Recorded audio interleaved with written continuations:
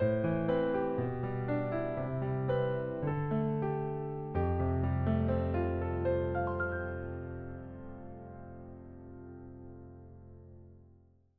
매일 주심 기도에 나오신 여러분 모두를 환영하고 축복합니다.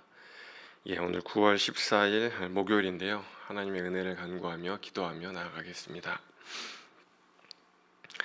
참 좋으신 주님, 이 아침에 저희를 불러주시니 감사를 드립니다. 우리의 코끝에 호흡을 주시고 기동할 수 있는 기력을 주시고 이렇게 주님 앞에 나와 예배드리고 기도할 수 있게 해주시니 감사를 드립니다. 삶의 낙심이 되는 순간들 속에서도 다시 살아갈 수 있는 건 하나님의 은혜 때문임을 고백합니다. 주님, 연약한 우리를 도와주시고 오직 주께만 소망을 두는 우리가 될 수 있도록 함께하여 주옵소서. 주님, 주께서 베풀어 주시는 그 귀한 은혜들을 헤아려 보고 더듬어 보고 감사하게 하시되 과거의 시간, 지난 시간에만 머물러 살아가지 않게 하옵소서.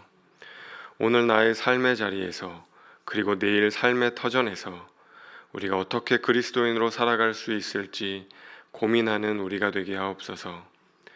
나를 힘들게 하였던 사람을 어떻게 용서하고 화해할 수 있을지, 그리스도를 모르는 가족과 이웃과 동료들에게 어떻게 이 귀한 복음을 전할 수 있을지, 말씀대로 살아가지 않는 이 세대 속에서 나는 어떻게 말씀대로 살아갈 수 있을 것인지, 나는 어떻게 이 믿음의 유산을 자녀들과 가족들에게 남겨줄 수 있을 것인지 고민하며 기도하며 살아낼 수 있는 우리가 되게 하옵소서. 주님, 우리 중에 아픈 환우분들이 있습니다. 치매로, 암으로, 투석으로, 또 여러 모양으로 불편한 몸을 이끌고 살아가야 하는 이들이 있습니다. 환우를 돌보며 함께 이 어려움의 시간들을 견디고 있는 가족들도 있습니다. 주님, 바라기는 이 시간 끝이 보이지 않는 동굴이 아니라 끝이 보이고 소망이 보이는 터널과도 같은 시간이 되게 하옵소서. 주님의 말씀이 어둠 속에 비춰오는 한 줄기 빛이 될 수 있게 해주시고 우리의 유일한 소망 되신 주님을 깊이 경험하며 치유의 은총을 경험케 하여 주옵소서. 사랑하는 아버님을 여의고 상중에 슬퍼하는 유족들이 있습니다. 천국을 향하는 고인의 발걸음을 지켜주시고 아파하는 유족들에게 하늘의 위로를 허락하여 주옵소서. 이제 주님의 말씀 앞으로 나아갑니다. 주여, 말씀하여 주옵소서. 우리가 듣겠나이다. 감사드리며 주 예수 그리스도의 이름으로 간절히 기도하옵나이다. 아멘. 감사합니다. 오늘 하나님께서 우리에게 주시는 말씀은 열왕기상 6장 1절에서 13절의 말씀인데요. 열왕기상 6장 1절에서 13절의 말씀인데 1절과 그리고 11절, 12절, 13절 그렇게 네 구절의 말씀만 함께 봉독하면 좋을 것 같습니다. 1절, 11절, 12절, 13절 제가 하나님의 말씀을 봉독하겠습니다. 이스라엘 자손이 애굽 땅에서 나온 지 480년이요 솔로몬이 이스라엘 왕이 된 지 4년 10월 곧 둘째 달에 솔로몬이 여호와를 위하여 성전 건축하기를 시작하였더라. 여호와의 말씀이 솔로몬에게 임하여 이르시되 네가 지금 이 성전을 건축하니 네가 만일 내 법도를 따르며 내 율례를 행하며 내 모든 계명을 지켜 그대로 행하면 네가 네 아버지 다윗에게 한 말을 네게 확실히 이룰 것이요 내가 또한 이스라엘 자손 가운데 거하면 내 백성 이스라엘을 버리지 아니하리라 하셨더라. 아멘. 오늘 열왕기상 6장 말씀을 가지고 하나님의 은혜를 나누겠습니다. 그 전에 이제 어제 저희 또 교회 장례가 이제 있었습니다.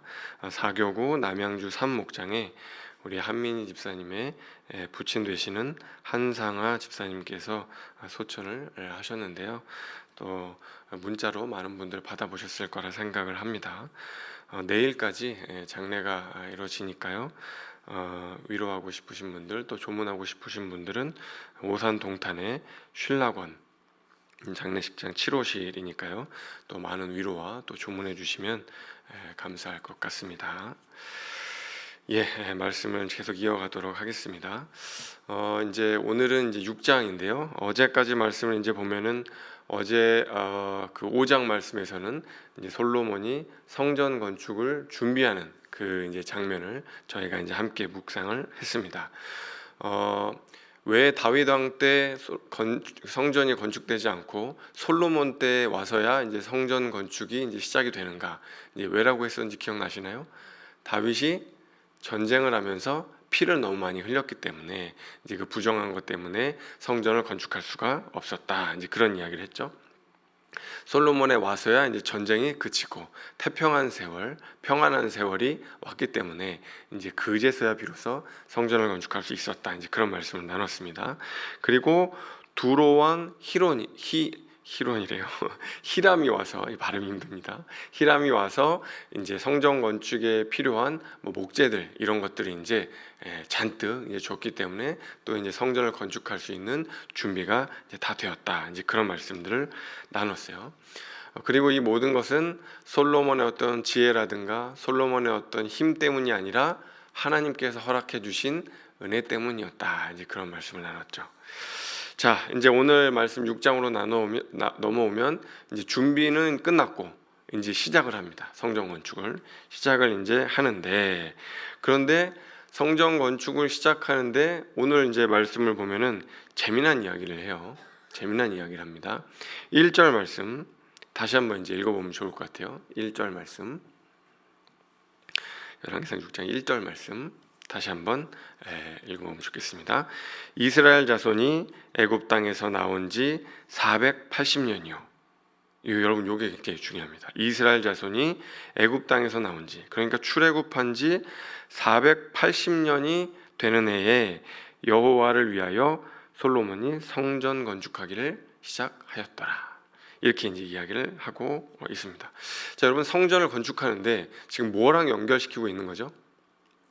성전 건축하는데 출애굽. 그러니까 출애굽한 지 480년이 되었는데 그제서야 이제 성전 건축을 한다, 이런 이야기를 하는 거예요. 여러분, 그 지금으로부터 480년 전에 조선 땅에 무슨 일이 일어난지 기억을 하세요? 기억하세요? 한 1550년쯤 될까요? 저도 잘 기억이 안 나더라고요. 누가 기억을 하겠어요. 그나마도 임진왜란이 그 즈음 있지 않았나, 이제 그런 생각이 드는 거예요. 임진왜란이 이제 1592년에 발발을 하니까 이제 얼추 비슷하기는 하죠. 대체로 이제 480년, 500년 전에 무슨 일이 있었는지 다 기억을 못 하시죠. 그런데 지금 이스라엘 백성들, 유대인들은 이거를 지금 떠올리고 있는 거예요. 우리가 출애굽한 지 480년 되는 해에야 성전을 건축하고 있다. 그러면서 출애굽이 그렇게 중요했고, 출애굽이 성전을 건축하는데 굉장히 중요한 그런 이제 동기부여가 된다는 것을 이야기를 하고 있는 거죠. 그럼 이제 여러분께 질문을 한번 드려볼게요. 출애굽과 성전 건축이 무슨 상관이 있어요? 480년 전에 출애굽한 거랑 지금 성전 480년 후에 성전을 건축하는 게 무슨 관련이 있느냐는 말씀인 거죠. 이게 도대체 한 500여 년 전 이야기가 무슨 상관이 있는가? 상관이 있으니까 이걸 굳이 이야기하면서 지금 언급을 해서 성전 건축이 이때 이제 시작됐다는 이야기를 하는 거잖아요. 아마 대체로 잘 느낌이 안 오실 거예요. 그러니까 이걸 이제 알려면요, 출애굽을 하게 된 이유와 목적을 알아야 돼요. 이스라엘 백성이 왜 하나님께서 이스라엘 백성을 출애굽 시켰는가, 그 목적이 뭔가 이거죠.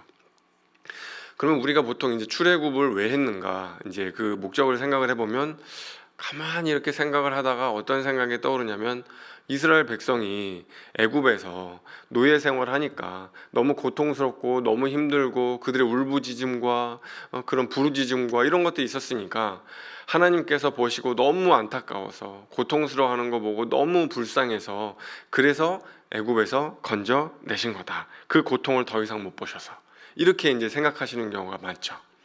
그래서 우리도 구원받은 이유를 생각할 때 하나님이 우리가 죄의 노예로 살아가는 게 너무나 안타까워서 죄의 노예로 살지 말라고 우리를 구원해 주셨다, 이렇게 이제 생각을 하는 이제 그런 거죠.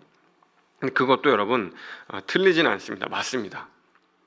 이스라엘 백성이 애굽의 노예로 살아가니까 고통스러워하니까 너무 불쌍해서 끄집어내신 것도 맞아요. 그런데 부분적으로는 맞는데 진짜 목적이 맞는가? 그것을 위해서인가? 한번 이제 좀 생각을 해봐야 됩니다. 만약에 정말 그냥 고통스러워하는 거로부터 구원하기를만을 원했다면, 그럼 이제 구원 받았으니까 마음대로 살아가면 됩니까? 그러면 또 그렇지 않잖아요. 아니, 마음대로 사는 건 아니지. 그렇진 않잖아요. 그러니까 우리를 구원하신 데는 이유와 목적이 있는 거예요. 마음대로 산다고 되는 거는 아니니까요. 그러면 이제 그 이유와 목적이 무엇인가 하는 거죠. 하나님이 출애굽시킨 이유와 목적이 뭔가 하면은 여러분, 예배예요. 예배. 그러니까 내가 이 백성이 나를 위한 예배자로 살아가기를 하나님이 바라셨기에 구원을 한 거죠. 그래서 우리도 마찬가지입니다. 하나님이 우리를 구원하신 데는 죄의 노예로 살아가는 게 안타깝고 악, 고통, 압제, 여러 가지 이제 그런 고통스러운 상황 가운데 우리를 구원하신 건 맞지만 거기서 그치는 것이 아니라 우리를 예배자의 자리까지 나아가기를 바라시는 거예요. 그래서 출애굽기 말씀에 보면 이게 좀 더 구체적으로 나와 있는데, 출애굽기 8장 1절 말씀 제가 한번 읽어보겠습니다. 8장 1절. 여호와께서 모세에게 이르시되 너는 바로에게 가서 그에게 이르기를 여호와의 말씀이 내 백성을 보내라. 그들이 나를 섬길 것이니라. 그들이 나를 예배할 것이니라. 그렇게 얘기합니다. 자, 그리고 출애굽기 3장 12절 말씀, 출애굽기 3장 10절 함께 읽어보겠습니다. 하나님이 이르시되 내가 반드시 너와 함께 있으리라. 네가 그 백성을 애굽에서 인도하여 낸 후에 너희가 이 산에서 하나님을 섬기리니 이것이 내가 너를 보낸 증거니라. 아멘. 그러니까 하나님이 출애굽을 시키신 그 목적은 뭐냐면은 사실 궁극적인 목적은 예배예요. 내가 이 백성을 나를 예배하는 백성으로 만들겠다. 나를 섬기는 백성으로 만들겠다. 그렇게 얘기를 하는 거죠. 그러니까 이스라엘 백성이 애굽에서 바로를 우상으로 삼고 거기 태양신을 우상으로 삼고 살아가는 것이 아니라, 그 세상의 우상이 아니라 하나님을 예배하며 살기를 주님은 바라고 계시는 거죠. 그냥 고통으로부터 내가 해방시켜줄게, 그래서 애굽에서 건져줄게, 이렇게 하는 게 아니라 무엇을 위해서, 뭐 때문에 애굽에서 건져내는가, 그게 이제 중요한 거죠. 주님은 하나님을 예배하는 백성으로 삼기 위해서 애굽에서 건져내신 거예요. 하나님을 예배할 때 우리가 세상에 줄 수 없는 쉼, 평안, 안식, 그런 모든 것들을 얻을 수가 있잖아요. 그래서 하나님이 우리를 그런 예배하는 백성으로 삼으시기를 원하셨다는 겁니다. 애굽에 살 때 고기 먹고 좀 맛있는 거 먹어도 노예로 고통스럽게 살아가니까 참된 쉼과 평안이 없잖아요. 그러니까 주님이 하나님을 예배하며 살아가는 백성으로 삼으시고, 하나님을 예배할 때 거기 회복이 있고 치유가 있고 안식이 있고 쉼이 있고 샬롬이 있고 이제 그런 거죠. 여러분, 그래서 성전 건축이 비로소 출애굽의 완성인 거예요. 뭐라고요? 성전 건축이 출애굽의 완성이다. 왜요? 출애굽의 목적이 예배에 있기 때문에. 무슨 말씀인지 알겠죠? 그래서 출애굽한 지 480년이 되었다는 것을 여기 오늘 말씀에 굳이 기록을 하는 거예요. 우리가 출애굽했는데 그동안 하나님을 예배하는 백성으로 온전히 살지 못하다가 막 여기저기 돌아다니며 성막에서 그냥 간신히 그렇게 예배하다가 이제서야 비로소 태평한 세월이 와서 하나님을 예배하게 되었습니다. 우리가 정말 이제는 하나님을 온전히 예배하겠습니다. 그렇게 지금 결단하며 나아가고 있는 거예요. 그러니까 이게 굉장히 이제 놀라운 거죠. 놀라운 거죠. 그래서 이제 오늘 말씀을 1절부터 13절까지 말씀을 이렇게 쭉 보면은 이제 그런 겁니다. 하나님이 사랑하는 내 아들아, 사랑하는 내 딸아, 내가 너희 노예로 살 때 너희를 애굽에서 건져냈잖아. 너희들 다 기억을 하지. 너무 고통스러워할 때 내가 너희를 구원한 건 맞지만 참된 구원은 그저 고통에서 죄에서 그냥 건져냈다고 그치는 것이 아니라 참된 구원은 내 안에 머물러 있을 때, 내 안에서 안식을 취할 때, 나를 예배할 때, 그래서 너희들이 하나님의 형상으로 회복될 때 그제서야 비로소 참된 구원이 이루어지는 거란다. 그러니 사랑하는 내 백성아, 내 안에 머물며 내 법도를 지키렴, 내 율례를 지키렴, 내 계명을 내 말씀대로 살아가렴. 그거야말로 정말 나를 예배하는 삶이고, 그거야말로 너희들에게 참된 평안과 안식과 치유를 주는 삶이란다. 그러니 내 안에 머물러 나를 예배하렴. 그러면 내가 너희를 복되게 하고 지키고 내가 너희를 항상 보살펴 주겠노라. 그렇게 이제 약속의 말씀을 하고 계시는 거죠. 여러분, 이게 오늘 말씀의 핵심입니다. 나를 예배하는 백성으로 살아가거라.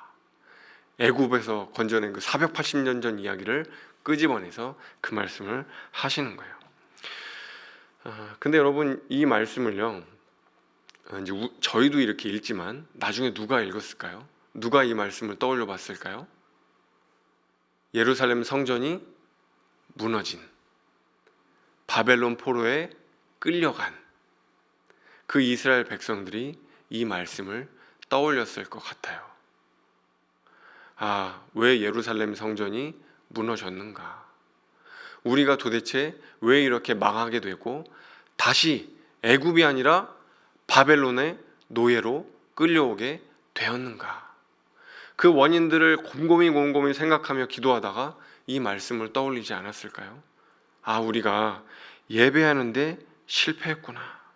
우리가 그 예루살렘 성전의 위용에만, 그게 너무 멋있게 지어져서 거기에만 그냥 머물러서 우리가 하나님의 말씀을 지키고 말씀대로 살아가고 온전히 우리의 안과 속을 다 바쳐서 하나님을 예배하는 일에 실패했구나.